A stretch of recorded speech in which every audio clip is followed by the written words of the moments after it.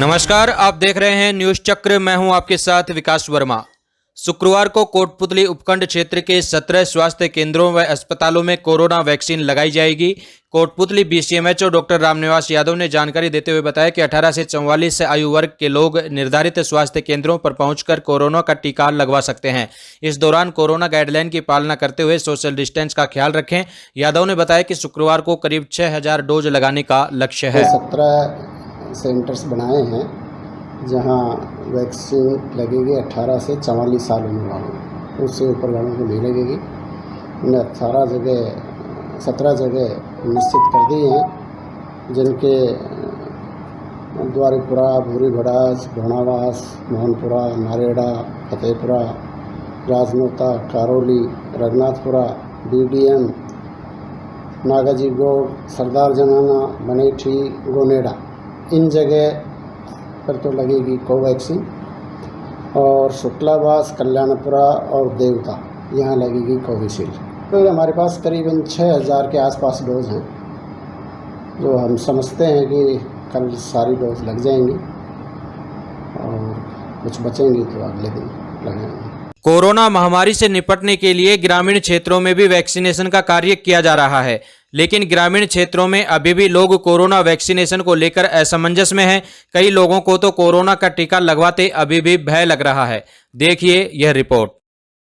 Corona काल में लगभग 1.5 महीना लॉकडाउन को जीने के बाद उम्मीदों की किरण अब लौटने लगी है और इस समय हम खड़े हैं विराटनगर विधानसभा के बड़नगर गांव के वट वृक्ष के तले, जहां अपने अपने परिवारों के वट वृक्ष यहां बैठे हुए हैं। इनसे जानने समझने की कोशिश करेंगे कि किस तरह से कोरोना काल को जिया और किस तरह की परेशानियों का सामना करना पड़ा। सर, क्या नाम है आपका? शंभू दयाल है मेरा नाम। सर शंभू दयाल जी, जो कोरोना का समय बीता 1.5 महीना, इसको किस तरह से हमने बिताया, किस तरह क्या किया? कोरोना गाइडलाइन की पालना की हमने, सोशल डिस्टेंस की पालना की, क्या किया हमने? ये तो सही कि शुरू से ही गवर्नमेंट ने जो भी गाइडलाइन जारी की, उस गाइडलाइन का ज़्यादातर मोस्टली लोगों ने हमने पालन किया है। और कोरोना काल में ये बातों से परेशानी तो होना स्वाभाविक है, तो वही परेशानियां हम सब लोगों को महसूस हुई है और परेशानियां महसूस करें, लेकिन धीरे धीरे अब वो परेशानियां हम दूर होती जा रही है। परेशानियां दूर होती जा रही हैं, लेकिन गवर्नमेंट की तरफ से ये भी आ रहा है कि तीसरी लहर भी आ सकती है, इसके लिए भी हमें तैयार रहना होगा। किस तरह की तैयारियां हम लोग कर सकते हैं? इसके लिए तो ये है कि गवर्नमेंट के द्वारा जो भी बताई गई गाइडलाइंस है, सोशल डिस्टेंस का, मास्क का है, ये हम निरंतर हमें प्रयोग करना चाहिए। सैनिटाइजर का प्रयोग हमें करना चाहिए ताकि तीसरी लहर हमारे अंदर न आ पाए, दूर रहे हमसे। इसको लेकर के तीसरी लहर ना आए और लोगों में कोई क्षति ना हो, जनहानि ना हो, इसके लिए वैक्सीनेशन भी शुरू किया गया है गांव में। तो अपने गांव में वैक्सीनेशन की क्या स्थिति है? क्या लोग वैक्सीन ले रहे हैं? आपने वैक्सीन लगवाई? हाँ जी। तो किसी वैक्सीन से किसी तरह की कोई साइड इफेक्ट? कोई तकलीफ नहीं हुई। नहीं, गाँव में जैसे हम घूम रहे हैं तो कई लोग कह रहे हैं कि साहब वैक्सीन लगवाने से हम बीमार पड़ रहे हैं। कुछ लोग कह रहे हैं कि हमारे रिश्तेदारों में पता लगा कि कोई डेथ भी हो गई है वैक्सीन से। तो किस तरह से का कोई मामला सामने आया आपके? नहीं साहब, नहीं वो। तो क्या कहना चाहेंगे उन लोगों को जो इस तरह का भय जिनमें बना हुआ है? वैक्सीन लगवानी चाहिए, लगवानी चाहिए। इससे अपनी सेफ्टी है, परिवार की सेफ्टी है, ये लगवानी चाहिए।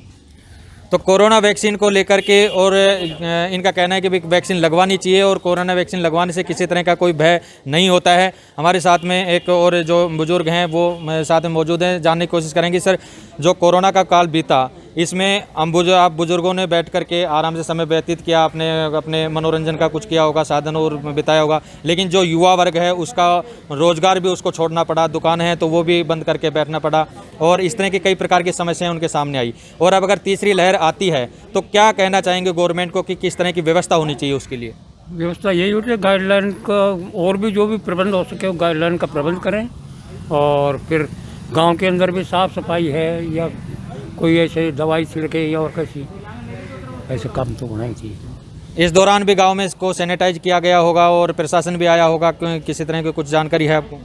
जानकारी ये पंचायत की तरफ से भी मतलब यहाँ एक मीटिंग है, वो जनता भी बनाई हुई है, वो भी भ्रमण करते हैं, दवाई भी छिड़कवाते हैं, ये काम तो काफ़ी करते हैं। कोरोना का टीका लगवाया आपने? लगवा लिया।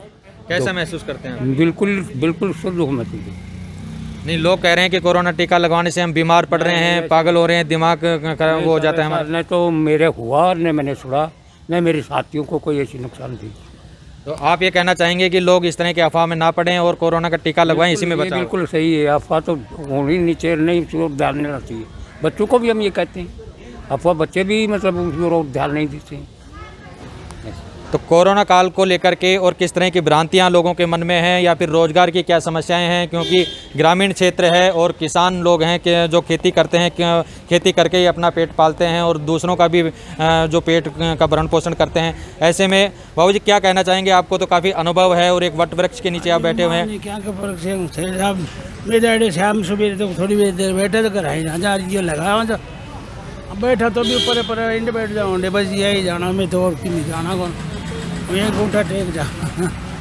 बिल्कुल, बाबा का सीधा संदेश है कि कोरोना गाइडलाइन का पालन करें, मास्क लगाएं, सैनिटाइजर का प्रयोग करें और यही कोरोना से बचाव है और इसी से हम यह जंग जीत रहे हैं। मैं आपको बता दूं कि न्यूज़ चक्र लगातार गांव-गांव जाकर के आपको गांव के हालात से रूबरू करवा रहा है और आपको बता रहा है कि किस तरह से गांव में सोशल डिस्टेंस की पालना की जा रही है। तो शहरवासियों को भी पूरी तरह से सजग रहना चाहिए और अपनी जिम्मेदारी का एहसास करते हुए पूरी तन्मयता के साथ में सरकार द्वारा जो कोरोना गाइडलाइन जारी की गई है उसका पालन करना चाहिए और जिस तरह से लॉकडाउन धीरे धीरे खोला जा रहा है उसके अनुरूप ही जाना चाहिए और बेवजह बाज़ारों में घूम करके तीसरी लहर को आमंत्रित ना करें। इसी के साथ ये कहना चाहेंगे कि बढ़ते हैं अगले गांव की तरफ। भाजपा के राष्ट्रीय प्रवक्ता और जयपुर ग्रामीण सांसद कर्नल राज्यवर्धन राठौड़ आज अपने संसदीय क्षेत्र के दौरे पर रहे। सांसद राठौड़ ने ग्राम पंचायत खरकड़ी कलां बानसूर निवासी मायाराम गुर्जर के घर पहुंचकर परिवार से मुलाकात की और सांत्वना देते हुए बताया कि वे मायाराम की तलाश के लिए प्रयासरत हैं और साथ ही रेल मंत्री पीयूष गोयल से बात कर परिवार को अवकाश से नगद भुगतान, बीमा और पेंशन की जो भी आर्थिक मदद हो मिल सके इसकी बात की है। साथ ही मायाराम की धर्मपत्नी को भी नौकरी मिल सके इसके लिए प्रयास किए जा रहे हैं। गौरतलब है कि रेलवे सुरक्षा बल में कार्यरत मायाराम पश्चिम बंगाल में चुनाव ड्यूटी पर थे, जहां वे अपने साथी के साथ दुर्घटनावश नदी के तेज बहाव में बह गए। सांसद राज्यवर्धन ने इस विषय पर माननीय राज्यपाल और राष्ट्रीय आपदा अनुक्रिया बल के उच्च अधिकारियों से भी संपर्क किया है। का भी है कि 6 महीने तक इंतजार करेंगे, लेकिन कागजी कार्रवाई अभी कर देंगे। वो इसीलिए कानून है कि कहीं ना कहीं मिल जाए, सुरक्षित मिल सकता है क्योंकि जंगल इलाका है, वहाँ आदिवासी लोग को सुरक्षित मिल जाए।